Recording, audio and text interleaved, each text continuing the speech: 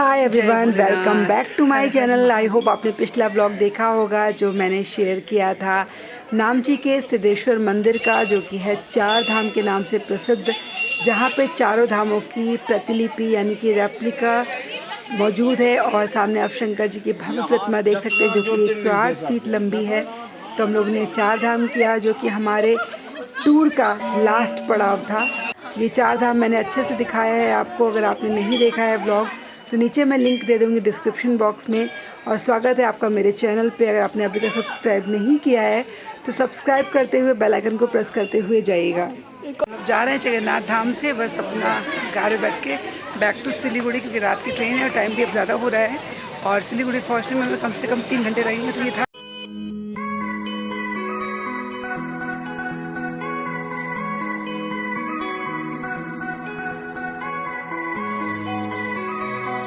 चार धाम की यात्रा के बाद ये हम लोग खा रहे हैं पेस्ट्री, क्रीम रोल, और ये लोग खा रही हैं आइसक्रीम। तो हम लोग पहुंच चुके हैं एनजेपी रेलवे स्टेशन। तो अगर आपको गैंगटोक या दार्जिलिंग जाना है तो आपको नियरेस्ट रेलवे स्टेशन एनजेपी आना होगा। और यहाँ पे हम लोग मिले शुभम से, क्योंकि हम लोग उनके घर पे वापस नहीं गए। प्लान हमारा पहले ये था कि हम लोग शुभम के घर जाएंगे, पर हम लोग नहीं जा पाए क्योंकि हम लोग का प्लान थोड़े चेंज हुए। हम लोग चार धाम चले गए तो आने में हमें लेट हो गया। अब ये था कि अगर हम लोग वहाँ जाएंगे तो फिर स्टेशन में आने में लेट हो जाएगा, इसलिए हम लोग डायरेक्ट स्टेशन पे ही आ गए एनजेपी। तो यहाँ शुभम हमसे मिलने आए। आपको बता दो कि शुभम है सर के स्टूडेंट। जब सर की पोस्टिंग हासीमारा थी और मैं भी वहाँ पढ़ाती थी केवी में, तो ये हमारे स्टूडेंट थे। और सचिन तिवारी, जिनको आपने मेरे वीडियोज़ में देखा था, शुभम के छोटे भाई हैं। इस तरह से वो मेरे स्टूडेंट और हस्बैंड के स्टूडेंट होंगे। तो मैंने सचिन के साथ बहुत सारे वीडियोस बनाए थे। अनफॉर्चुनेटली लौटते समय हम लोग नहीं मिल पाए टाइम की कमी की वजह से। और सचिन इस बात से मुझसे नाराज़ भी था कि मैम आपने बोला था लौट के आएंगे, हम लोग साथ में वीडियोस बनाएंगे। पर चलो कोई नहीं, नेक्स्ट टाइम मिलेंगे। Sachin is very talented. Shubham भी बहुत अच्छे हैं, अभी बहुत अच्छी पोस्ट पे काम करते हैं, बैंक में हैं वो। और सचिन तो हैं ही बहुत टैलेंटेड। तो मुझे काफ़ी अच्छा लगा इन लोगों से मिल करके। एंड इन फ्यूचर हम लोग फिर से मिलेंगे और खूब अच्छी अच्छी वीडियोज़ बनाएंगे। जा रहा है खाना खाने, जो ट्रेन है हमारी लॉस एंजल्स की। यहाँ एनजेपी में भयंकर बारिश हो रही है, भयंकर। और हमारा सारा लगेज भीग चुका है, बच्चे भीग चुके हैं, क्योंकि हम लोग ओपन है ट्रेन का वेट कर रहे हैं। इनको देख लीजिए, 1 घंटे लेट है ना। इस जोर की बारिश की पूरा हम लोग भीग चुके हैं। और प्लेटफॉर्म नंबर 3 पर कोई वेटिंग रूम नहीं है जिससे आने वाली है। तो बस गाड़ी का वेट कर रहे हैं। गाड़ी हो गई है लेट एज़ यूजुअल। गाड़ी राइट टाइम पे आ जाए इंडिया में नॉट पॉसिबल, तो वेट कर रहे हैं। अभी भी चुके हैं हम लोग। एनजेपी आने के बाद ही हमारा इनकाउंटर हुआ भयंकर बारिश से। जो बारिश थी कि मैं आपको क्या बताऊं। एंड वी वर लकी कि हम लोग टाइमली इस टूर से वापस आ गए। इस बारिश के बाद से वहाँ बारिश नहीं रुकी है, लैंडस्लाइड हो रहा है, बाढ़ आ रही, क्योंकि तीस्ता रिवर का लेवल बहुत ज़्यादा बढ़ गया। फिर हमने अपनी ट्रेन पकड़ी जो 2 घंटे लेट थी।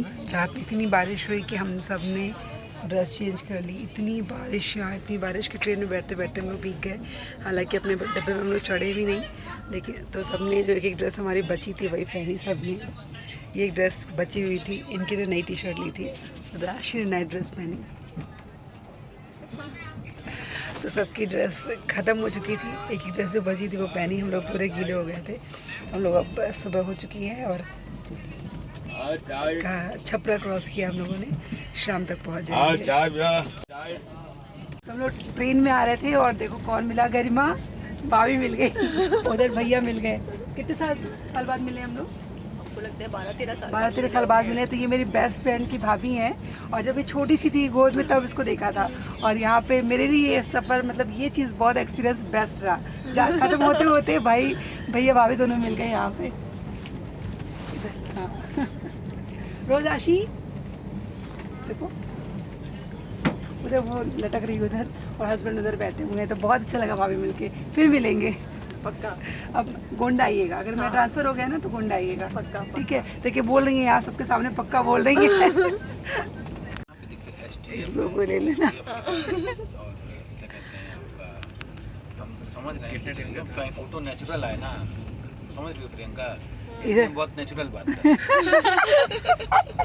हम तुमसे कम थोड़ी फोटो। तो तो ये मेरी बेस्ट फ्रेंड की भाभी और भैया थे जो लगभग हम लोग 12-13 साल बाद मिले, अचानक से ट्रेन में मिले। बहुत अच्छा लगा। अब हम लोग टाइमली हो गई है ट्रेन और पहुंच जाएंगे गोंडा स्टेशन। मनकापुर में इसका स्टॉपेज नहीं है, इसलिए क्रॉस करके हम लोग गोंडा रुकेंगे। वहाँ से हम लोग कुछ गाड़ी वाड़ी करेंगे, फिर पहुँचेंगे घर। बस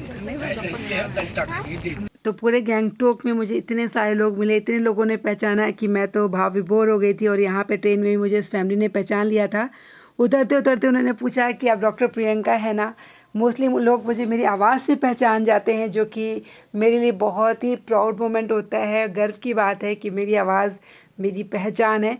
और इस बड़ी सी दुनिया में जहाँ पे इतने सारे लोग हैं ना, ये आपके लिए बहुत बड़ी बात होती है कि आपको लोग आपके नाम से पहचाने। किसी इतनी अनजान जगह पे 1000, 1200, 1400 किलोमीटर दूरी पे ट्रेन में पहचान जाए, रास्तों में पहचान जाए, तो ये एक अमेजिंग फीलिंग होती है। हम लोग गोंडा से फिर कार बुक करके आए, क्योंकि हमारे ट्रेन का जो स्टॉपेज था ना वो गोंडा था।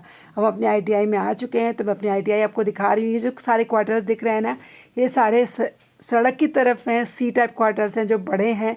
हमें जो क्वार्टर मिला है वो B टाइप क्वार्टर मिला हुआ है, क्योंकि केंद्रीय विद्यालय के यहाँ पे जितने भी कर्मचारी हैं उनको B टाइप अलॉट होता है। तो ये हम लोग जंगल पूरा पार करते हुए ITI में जा रहे हैं। जो आपको लग रहा हो कोई जंगल है, तो नहीं, ये हमारा ITI है। ये यहाँ का पार्किंग एरिया है जो हमारे घर से पास ही है।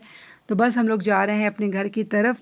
इस लंबी सफ़र के बाद जब हम लोग उतरे हैं ना यहाँ पे, तो इतनी ज़्यादा गर्मी लग रही थी, इतनी ज़्यादा हीट वेव्स थी कि क्या बताऊँ। जाते वक्त भी गर्मी थी, पर सामना नहीं हुआ था। रात की ट्रेन थी हमारी, और फिर वहाँ तो पूरा ठंड ठंड में था। और आने पे जब हम लोग शाम को 4:45 पे गोंडा स्टेशन उतरे ना, तो हमारी हालत ख़राब हो गई।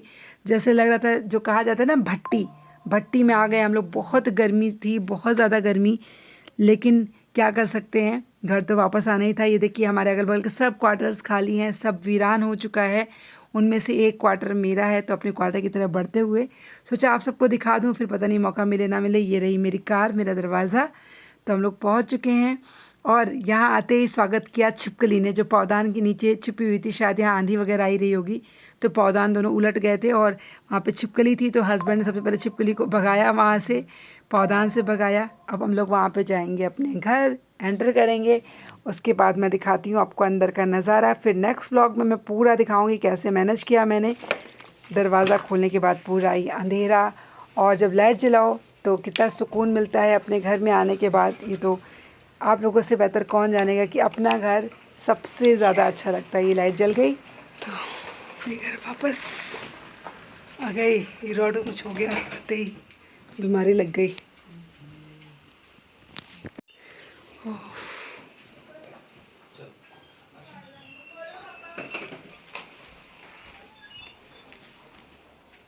तो बस मैं अपने घर में आ चुकी हूँ। 6 बजे मैंने एंटर किया, और आते ही मैं काम में लग जाऊँगी। मैं सब कुछ दिखाऊँगी अपने नेक्स्ट व्लॉग में कि कैसे मैनेज करती हूँ मैं अपना काम।